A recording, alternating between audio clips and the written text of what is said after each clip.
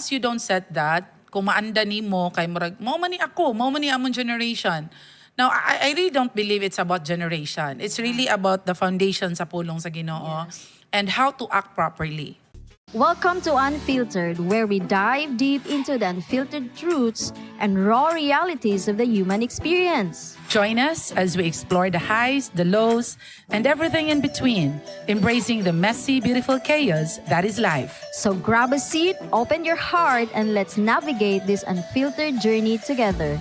Welcome to Unfiltered.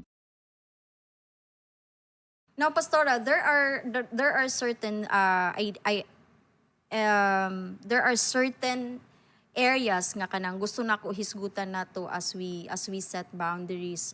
Una, Pastora, is the physical nga boundaries. Kanang with the generation today, disclaimer, wala ta, ako personally wala ko nag-judge or in anything inana. Pero isa sa akong na-notice kay kanang like ang close kay very close.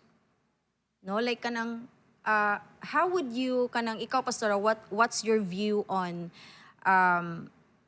too close physically, like kanang kay maong makalahi akong reaction, Pastora, because we are not like that, manggod. Yeah, we are really setting boundaries physically. Oh, kanang dili ta touchy na anytime. Yeah, dili ta hug kanun na. Kanang murag anytime mo kiss sa cheeks niya. Ako kay kanang kiwahan ko kay dili man ta inana, no? So para lang maklaro pud sa uban, no, kay basin nagthink ang uban ba nga kanang basin ni nani gid ang friends, no? So, ikaw, Pastora, what's your take on that? Asa ka mo mubutang og boundary physically?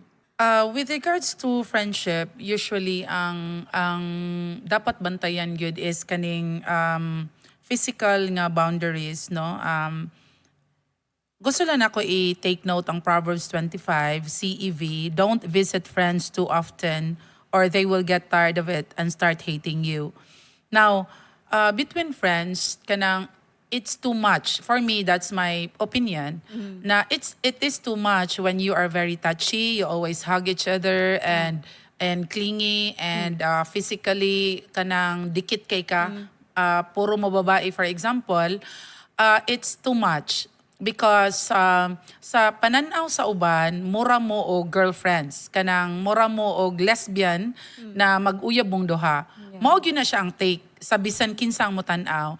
And even if pananaw ninyo na wala raman, okay raman me. Walay malis. Walay malis ani, ang nagtanaw outside would really see na murag basig girlfriends din sila, literally kanang emotionally attached and in love sa usag-usa.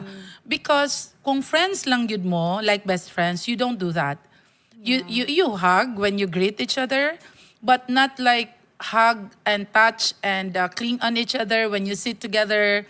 You like touch every part of the body, like the legs and the cheek, the neck. That's too much.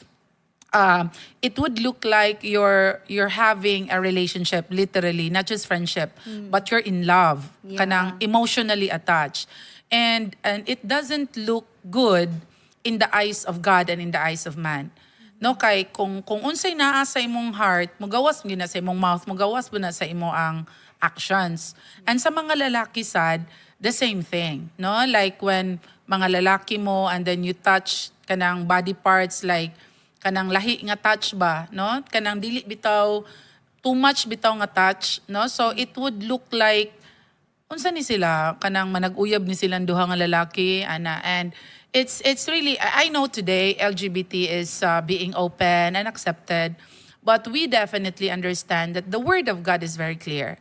Nga ang babayi para gyud siya sa lalaki, ang lalaki para gyud siya sa babae. And dili mausab ang design sa Ginoo sa lalaki ug babae tungod sa generations nga lahi naman namang panahon karon, no? Ang atong foundation is the word of God. Ang atong foundation will always be our creator. Yeah, and ako I have a teenager and permanente gyud ako siya i-remind nga kanang wala gyud right ang anyone to touch you. No, like for example, anak man kanako nak, but I don't do this to you. And ako siyang gina-orient ba because basin manggod kanang kung wala kay saktong orientation, basin magting ka nga ay inaani okay ra man siguro inaani. So, sa mga naglantaw karon no, Pastor and I, we've been friends for 30 years. And dili jud mi klingi-klingi, touchy-touchy, no? Anang dili man ang Or sabak. magsinabakay. Oo, kanang sabak, no? Kanang off gyud siya tanawon sa ko. Mo sigurong affected gyud ko every time makakita ko ginana ba. Kay I think tinuod no at first wala siya maalis, but we are human beings. No, na ay desire ang tawo, no? Kanang guidelines lang ni kanang basin kung ato lang ni siyang padayonon, basin maabot ta sa punto nga maglibog na ka ba. Friend pa ba akong panglantaw ani niya or basin hinay-hinay na kong na in love. Kay tao man ta di man ta robot, mapiktahan gyud ta. And the enemy is very cunning. Yeah. And the enemy could naa siya'y kapasidad, naa siya'y maayo siya na scheme niya na ma-confuse ka. Ma-confuse ka between we are friends because you're setting boundaries na you cannot touch me like this, you cannot just hug me like that, no, or kiss me anywhere. Once you don't set that, kung maanda ni mo kay murag mo man ni ako, mo man ni among generation. Now, I really don't believe it's about generation. It's really about the foundation sa pulong sa Ginoo and how to act properly. Okay. So, appeal po di ay pastora sa physical boundaries kay ang space. No, kanang okay ra ba kung kanang pareha sa gingon sa Proverbs ganiha ba nga kanang okay ra ba sa mag-friends ang surprise visits or dapat ba kay i-okay ra nato ang asa ta mo set sa boundary nga kanang home visitation kanang mga inana pastora?